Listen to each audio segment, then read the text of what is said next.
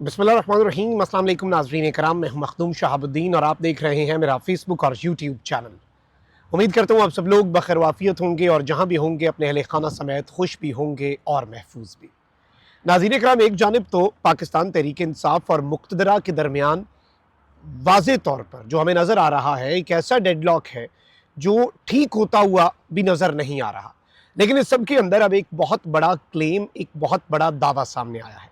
इमरान खान की रिहाई के हवाले से जो अहम तरीन शख्सियत है मुक़्तदरा की, उसने राब्ता किया अली अमीन गंडापुर से। DGISI और आर्मी चीफ से मुतल्लिक एक बहुत बड़ा क्लेम, एक बहुत बड़ा दावा और अंदर खाते पाकिस्तान तहरीक इंसाफ को क्या ऑफर की गई, इमरान खान साहब से बदले में क्या मांगा गया है, जिसके तनाजुर में इमरान खान साहब की रिहाई जल्द हो जाएगी। इस हवाले से डिटेल्स तो आपके सामने रखनी है, जबकि दूसरी जानिब पाकिस्तान पीपल्स पार्टी और नून लीग में एक बहुत बड़ा ब्रेक थ्रू भी होने जा रहा है। अब ये ब्रेक थ्रू होगा नहीं, ये ब्रेक थ्रू करवाया जाएगा। ये ब्रेक थ्रू उन्हीं की तरफ से करवाया जाएगा जिन्होंने इस पूरे के पूरे सिस्टम को, इस पूरे के पूरे निज़ाम को इस तरह से डिज़ाइन किया है और वो उसी मॉडल के ऊपर सिस्टम जो है वो ऑपरेट कर रहा है। मैं ये सारी डिटेल्स एक एक करके आपके सामने रखता हूँ और जजेस को ठिकाने लगाने के लिए भी एक बहुत बड़ा प्लान जो है वो मंजर आम पर आ चुका है। कुछ पार्लियामेंट से कानून साजियाँ करवाई जाएंगी और उन कानून साजियों के बाद जजेस जो हैं उन्हें फिक्स कर दिया जाएगा, और अगर वो भी ना हो सका तो फिर PCO का ऑप्शन जो है, जजेस को फारिग करके घर भेजने का ऑप्शन जो है वो भी डिस्कस किया जा रहा है। इस वक्त आप ये कह सकते हैं कि अंडर डिस्कशन है। ये सारी डिटेल्स आपके सामने रखता हूँ। अगर अभी तक आपने इस वीडियो को लाइक नहीं किया तो लाइक ज़रूर कर लें। आपके लाइक्स और कमेंट्स हमारे लिए बहुत ज़्यादा अहमियत के हामिल हैं, क्योंकि हमारे चैनल्स को रिपोर्ट किया जाता है ताकि हमारी आवाज़ ज़्यादा लोगों तक ना पहुँच सके। यह असर ज़ाहिल इस तरह से होगा कि आप इस वीडियो को लाइक करें और ज़्यादा से ज़्यादा कमेंट्स करें। सबसे पहले तो नाज़रीन इकराम, मैं आपको एक बड़ी डेवलपमेंट जो है वो आपके सामने रखूँ कि इस वक्त मुल्क के अंदर फस्तायत इस कदर आगे बढ़ चुकी है कि एक गुलूकार का नाम आप ECL में डाल देते हैं और वो गुलूकार बाहर जाके सिर्फ नकदा कोका जो है वो ना खा सके। फिर आप एक सहाफ़ी को फरीज़ा हज अदा करने से जिस भोंडे अंदाज में एहराम की हालत में रोकते हैं, वो भी अनप्रेसिडेंटेड है। वो भी आपको पता है कि कितनी अजीबो गरीब सी बात है। अब इस सारी की सारी सिचुएशन में जो सियालकोट में आज हुआ है, सियालकोट वैसे ही आपको पता है कि फस्तायत का आगाज़ भी वहीं से हुआ। फिर रेहाना डार साहिबा जिस तरह से डट गई और जो एक उन्होंने नई रूह फूंकी इलेक्शन के दिनों के अंदर पाकिस्तान तहरीक इंसाफ के कारकुनान में, पूरे मुल्क के तूल अर्ज़ में लोगों को एक मोटिवेशन मिली कि एक माँ निकल सकती है तो फिर हम क्यों नहीं निकल सकते। और फिर जिस तरह से वहाँ पर लोगों ने वोट दिया वो भी अपनी मिसाल आप है। और सबसे बड़ा धांधला भी अगर किसी को जिताने के लिए हुआ तो वो ख्वाजा आसिफ साहब को जिताने के लिए है। अब नाज़रीन इकराम, इस मुल्क के अंदर ईद मिलन, अल्लाह ताला का हुक्म है कि आप ईद जो है उसकी खुशियां सेलिब्रेट करें। ईद के तीसरे दिन एक ईद मिलन पार्टी थी, वो जिना हाउस सियालकोट में रखी गई थी। ये जिना हाउस जो है ये भी जिना हाउस है, तो इसके नाम का ही पास रख लेते तो अलग बात थी। वहाँ पर एक केक काटा जाना था और उस केक के हवाले से ये बात सामने आई कि वो केक खान साहब के खान साहब वाला केक है। तो उस केक से भी सिस्टम जो है वो खौफजदा हो गया और फिर उन्होंने धावा बोल दिया। जो PTI के MPA के कैंडिडेट हैं उन्हें पुलिस उठा कर ले गई। घर जिना हाउस जो है सियालकोट उसे सील कर दिया कि वहाँ पर वो इवेंट ना हो सके। कारकुनान की पकड़ धकड़, फिर उमर डार और रेहाना डार जो है उन्हें तक उनका मुहासरा कर लिया गया। गालिबन उन्हें भी अरेस्ट करने की इनकी ख्वाहिश थी, लेकिन फिर जब घर पे इन्हें खबर मिली कि घर पे केक काटा जा सकता है, जो कि उन्होंने बाद में काटा, लेकिन घर पे जो केक काटने की खबर मिली तो घर का मुहासरा कर लिया। घर के आसपास पुलिस की भारी नफरी पहुंच गई। तो ये सारी की सारी जो फस्तायत है ये आपको समझ आ रही है, इस मुल्क को समझ आ रही है। और इस वक्त जो सूरत हाल है वो अच्छी खासी ख़राब है, यानी all is not well. System collapse करने के दहाने पर है।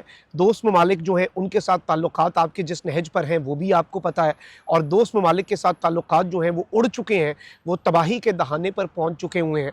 और वो आपको कहते हैं कि भाई ताल्लुकात आपके साथ ऐसी रहेंगे, लेकिन हम आपको अगर कुछ दे रहे हैं, हम आपको इकनॉमिक स्टेबिलिटी के लिए कुछ दे रहे हैं, तो पॉलिटिकल स्टेबिलिटी आपके हाथ में, आप खुद कुछ कर लें, लेकिन वो भी आपसे नहीं हो पा रहा। मतलब this is unfortunate and this is alarming. Although मैं उस एक जो आर्टिकल है उसकी बेस पे नहीं, लेकिन आप ये देख लें कि अगर हमारे वज़ीर ख़जाना साहब को ये कहना पड़ रहा है कि जो कुछ भी हमें देना है वो IMF नहीं देना है, तो उससे एक चीज़ बड़ी वाज़ेह हो जाती है, उससे एक चीज़ बड़ी क्लियर हो जाती है कि IMF जो है वही अब हमारी वाहिद उम्मीद है। यानी दोस्त ममालिक से भी अब हम कोई इधर उधर की उम्मीद जो है वो ना रखें तो बेहतर होगा। अब एक तरफ ये डेवलपमेंट्स हैं तो वहीं दूसरी जानिब एक और अपडेट भी हुई है। मैंने आपको पिछले वीलॉग में बताया था कि अली अमीन गंडापुर ने खुद ग्रिड स्टेशन पर जाकर शेड्यूल अपना बना दिया वहाँ पर कि इससे ज़्यादा नहीं होगी, और अगर आपने फीडर्स के ज़रिए केपी की बिजली रोकी तो फिर पूरे मुल्क की बिजली हम इधर से रोक देंगे। तो ये सारी चीज़ें तो उन्होंने की। अब सूबा खैबर पख्तूनख्वा में लोड शेडिंग के बहरान पर वफाकी वज़ीर दाखिला मोहसिन नकवी साहब जो है उनकी दौड़ें लगी हैं और उन्होंने अली अमीन गंडापुर से रब्ता किया, और इस सब के अंदर अली अमीन गंडापुर ने अपने तहफ़्फ़ुज़ात से मोहसिन नकवी को आगाह किया और दोनों ने खैबर पख्तूनख्वा में लोड शेडिंग के मसले पर 2 रोज़ में मुशावरत और मुज़ाकरात पर इत्तफाक किया। इस सब के अंदर जो वज़ीर दाखिला हैं उन्होंने रिक्वेस्ट की है कि किसी भी तरह से जो ग्रिड स्टेशंस हैं, जो नेशनल ग्रिड स्टेशंस हैं और दफातर हैं, उन्हें नुकसान ना पहुँचाया जाए। उस हवाले से अली अमीन गंडापुर ने कहा बिल्कुल नहीं पहुँचाया जाएगा, लेकिन अपना हक जो है वो तो हम लेंगे। अब एक तरफ तो नाज़रीन इकराम कल से वर्किंग डेज़ का आगाज़ हो रहा है और बड़ी अहम तरीन केसेस जो हैं वो लगने हैं। एक तरफ तो लाहौर हाई कोर्ट के ट्रिब्यूनल्स बनाने के फैसले के खिलाफ इलेक्शन कमीशन की अपील पर समाअत जो है वो भी कल सुप्रीम कोर्ट में होनी है। चीफ जस्टिस की सरबराही में बेंच जो है हम ख्याल या इंतहाई हम ख्याल बेंच जो है वो इसकी सरबराही करेगा। वहीं दूसरी जानिब मैं आपको एक और ख़बर देता चलूँ। ख़बर ये है नाज़रीन इकराम के जजेस जो हैं उनके पर काटने का एक फार्मूला जो है वो तैयार हो चुका है और हुकूमत इस हवाले से बातें जो है वो कर रही है पार्लियामेंट के ज़रिए। इवन इसके अंदर अभी फाज शहबाज हैं, उन्होंने क्लेम किया है कि यहाँ तक डिस्कस हो रहा है कि इंडिया के अंदर एक हाई कोर्ट के जज का उठा के तबादला दूसरे हाई कोर्ट में किया जा सकता है, तो वो यहाँ पे भी हो।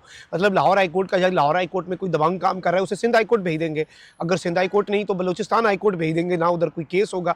और इस वक्त सारे का सारा मसला जो है जजेस को फिक्स करने के ऊपर है। सिस्टम की सारी तवानाइयाँ जजेस को मैनेज करने के ऊपर लगी हुई हैं। और अब तो कुछ सहाफ़ी जो हैं वो भी डायरेक्टली मुक़्तदरा को, सहाफ़ियों का ये काम नहीं रह गया था, मुझे लगता था कि वो मुक़्तदरा को ये मैसेज दें कि आप फ़लाने जज को फिक्स कर लें, फलाने जज को फिक्स कर लें, अदलिया को आप मैनेज कर लें, वरना फिर तवाइयाँ फिर जाएंगी।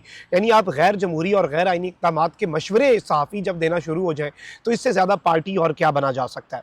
वहीं दूसरी जानिब पिछले ब्लॉग में मैंने आपके सामने खबर रखी थी कि पीपल्स पार्टी और नून लीग जो है उसके दरमियान बर्फ़ जल्द पिघलने का इम्कान है। अब यहाँ पर मैं आपको ये बता दूँ कि बताया ये जा रहा है कि मैंने जैसे आपको बजट पर बताया कि बजट ये नून लीग का नहीं है और पीपल्स पार्टी की वक़्त ही नहीं है कि वो बजट के मामले के ऊपर कोई हाथ पाँव इधर उधर कुछ और कर सके। तो हुकूमत के पीपल्स पार्टी के साथ बैकडोर राब्ते जो है वो कामयाब हो चुके हैं। मोहसिन नकवी साहब ने बिलावल से भी मुलाकात की, जरदारी से भी मुलाकात की। हुकूमत और पीपल्स पार्टी के दरमियान बर्फ जल्द पिघलने का इम्कान है। बिलावल भुट्टो की बैकडोर चैनल राब्तों पर पार्टी से मुशावरत हुई है और बिलावल ने फाइनली फैसला कर लिया कि शहबाज शरीफ से मिलकर हम तमाम तर चीज़ों को हल कर लेंगे, हर चीज़ जो है वो सेटल कर ली जाएगी। अब एक तरफ तो ये सब कुछ है, वहीं दूसरी जानिब कल बरोज़ जुम्मा आप एक मरतबा फिर क्रैकडाउन देखेंगे, क्योंकि इमरान खान को रिहा करने के लिए नाहक कैद बानी चेयरमैन पाकिस्तान तहरीक इंसाफ की रिहाई के लिए मुल्क गिर पुरअमन मुजाहरे जो हैं वो इस वक्त परसों 21 जून जो है बरोज़ जुम्मा बाद नमाज जुम्मा जो है इन मुजाहरों की कॉल दे दी गई है। तो this is also something very big, एक बड़ी इंपॉर्टेंट डेवलपमेंट है। अब ज़रा आ जाते हैं जो अहम तरीन और सबसे बड़ी खबर जो है इस वक्त हमारे पास आई है, वो नाज़रीन कराम ये है कि अभी तक की जो डेवलपमेंट्स को अगर हम समझें और अभी तक के सिनेरियो को हम समझने की कोशिश करें तो इस सब के अंदर वाज़े तौर पे नज़र ये आ रहा है कि बैकडोर कोई राब्ते इस तरह से नहीं है, लेकिन एक ऐसा राब्ता है। अली अमीन गंडापुर से कोर कमांडर भी मिलते हैं, चीफ साहब से भी उनकी मुलाकात हुई SIFC के इजलास की। वो एक ऐसा होता है उसमें लाइजॉन बड़ा इंपॉर्टेंट है और वो ज़रूरी भी होता है। अब DG ISI के हवाले से बहुत बड़ा क्लेम जो है barrister Shahzad Akbar, he is here in London, बरतानिया में मौजूद है। बैरिस्टर शहजाद अकबर जो है उन्होंने एक बहुत बड़ा क्लेम किया है। इमरान खान साहब के दौर में उनकी कैबिनेट का हिस्सा थे, मुशीर बराए एहतसाब थे, सबसे इंपॉर्टेंट तरीन। खान साहब का सबसे बड़ा नारा ही एहतसाब था और एहतसाब का अगर महकमा उन्होंने शहजाद अकबर को दिया था। अभी रिसेंटली शहजाद अकबर के ऊपर एक एसिड फेंकने का भी वाक़या आया, बड़ा अनफॉर्चुनेट था। उनकी ऐनक अगर ना होती तो उनकी आंखें डैमेज हो जाती। अब उन्होंने एक बहुत बड़ा क्लेम किया और शहजाद अकबर इस वक्त वोकल भी बहुत ज़्यादा हैं, ये भी मैं आपको बता दूँ। और वो मुक़्तदरा पर भी खुलकर तनकीद करने वाले कुछ लोगों में हैं जो बैरून मुल्क बैठे हैं। अब वो ये कहते हैं कि DG ISI ने अली अमीन गंडापुर को कहा कि इमरान खान गर्मियों में रिहा हो जाएंगे, यानी in these summers Imran Khan साहब को रिहा कर दिया जाएगा। आप बस एक काम करें कि आप किसी भी तरीके उनसे 9 मई की मजम्मत करवा लें। इस हवाले से मैंने आर्मी चीफ से भी बातचीत कर ली है। Now this is something very important. ये एक बहुत बड़े क्लेम के तौर पर चीज़ सामने आ रही है और ये क्लेम कोई छोटे मोटे ओहदेदार के हवाले से नहीं है, ये क्लेम आर्मी चीफ और DG ISI और अली अमीन गंडापुर। अब देखिए अगर DG ISI अली अमीन गंडापुर को ऑफर कर रहे हैं तो ये एक बड़ी हाई प्रोफाइल मीटिंग ही होगी। इसकी तस्दीक या तो DG ISI कर सकते हैं या इसकी तस्दीक या तरदीद अली अमीन गंडापुर कर सकते हैं। और चूंकि शहजाद अकबर साहब ने ये बात कर दी है, तो ऑब्वियसली इस पे अली अमीन गंडापुर साहब का मौक़िफ़ भी हम इंतज़ार करेंगे कि वो आएँ। लेकिन ये एक बहुत बड़ा क्लेम है कि देयर इज़ एन ऑफ़र। अब वैसे अगर 9 मई की मज़म्मत की बात है, वो तो खान साहब सुप्रीम कोर्ट में ही, मुझे याद है जब 9 मई से अगले दिन उन्हें पेश किया गया बंदयाल साहब की अदालत में, गुड टू सी यू वाले एपिसोड में, तो उसमें उन्होंने मज़म्मत कर दी थी। लेकिन उन्होंने साथ ये कहा था मेरे हाथ में कुछ नहीं है, मैं तो अरेस्ट हूँ, मैं कैसे किसी को रोकूँ या कैसे किसी को कहूँ कि हमला करो या हमला ना करो। तो वो मज़म्मत तो थी। क्या इस सब के अंदर सवाल ये है कि मुतालबा सिर्फ मज़म्मत का ही है?